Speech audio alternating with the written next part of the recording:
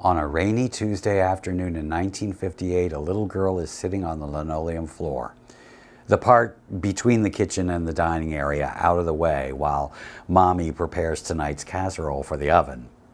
In front of her sits a brightly painted tin cube about 9-inch square. Her little hand grasps the wooden knob on the metal handle and she begins to turn it. Plink, plink, plink, plink, plink. The melody as Pop Goes the Weasel. And even though she knows exactly what's coming, her heart is racing anyway. The tension builds with every rotation until, snap, the lid flies back and a grinning, spring-loaded clown leaps out, smiling with his arms outstretched. It was the original jump scare, a rite of passage for every post-war kid.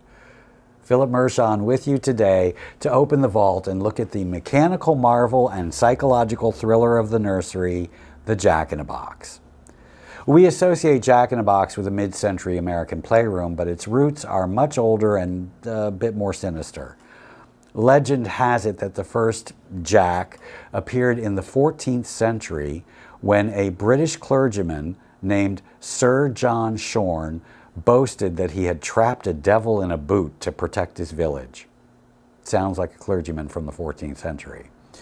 By the 1500s, German clockmakers began creating devil-in-a-box toys, wooden crates with hand-cranked devils on a spring. They weren't exactly meant for toddlers. They were more like gotcha gifts for adults. And it wasn't until the 18th century that the devil was replaced by Jack, a generic term for the common man, and the toy began its transition into the world of children's play. So how did a medieval devil trap become popular in the 50s? In part, it comes down to cheap lithographed tin from the Mattel factory, who realized that they could mass produce these boxes with vibrant storytelling graphics. And even more because of Romper Room, the runaway hit children's show featuring a Jack-in-a-Box at the beginning and ending of every episode each and every day. Now, of course, you've already watched my episode 16 on the Romper Room. What, you haven't? Well, don't worry, I'll have a link in the description just for you. Anyway, it was in that golden epicenter of the mid-century 50s that Jack-in-a-Box became the interactive toy of its day. Long before iPads or even before Barbie started shopping for real estate in Malibu, Jack was a hit. And naturally, the idea became customized. And so in addition to Jack, you got Casper the Friendly Ghost in a box, Easter Bunny in a box, Popeye in a box, Beanie and Cecil in a box, Tom and Jerry in the box, and on and on. And it wasn't just a pop-up toy. It was a music box instrument that taught cause and effect, rhythm, and honestly, emotional regulation. You had to endure the anxiety of the music to get to the reward of the pop. By the late 70s, Jack-in-a-Box began to lose his primetime real estate under the Christmas tree. There were three major reasons for the decline.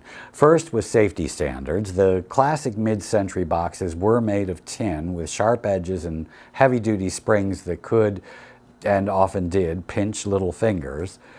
And safety regulations tightened and manufacturers switched to plastic, which just never had the same satisfying snap as those metal boxes. Also, the creepy clown trope. This one drives me crazy because in the mid-century, clowns were symbols of joy. Think Bozo or Ronald McDonald, but by the 80s, pop culture shifted, and between Stephen King's It and countless horror films, the grinning Jack went from being a friendly surprise to a source of chlorophobia, which is the fear of clowns. And I said it drives me crazy because all those horror movies went right by me. So for me, clowns are still fun. Like so many things in life, you can align yourself with the mass culture messaging and limit your life, or you can thumb your nose at it and enjoy yourself. Repeat after me. Clowns are not scary. Clowns are fun. And finally, there was the digital evolution. As toys became electronic, a mechanical spring felt positively Stone Age. Why wait for a clown to pop up when you could play Space Invaders? Today, Jack-in-a-Box is a piece of nostalgia, a vintage collectible sitting on a shelf. But for those of us who grew up with that tin version, the Pop Goes the Weasel melody still triggers a little twinge of adrenaline.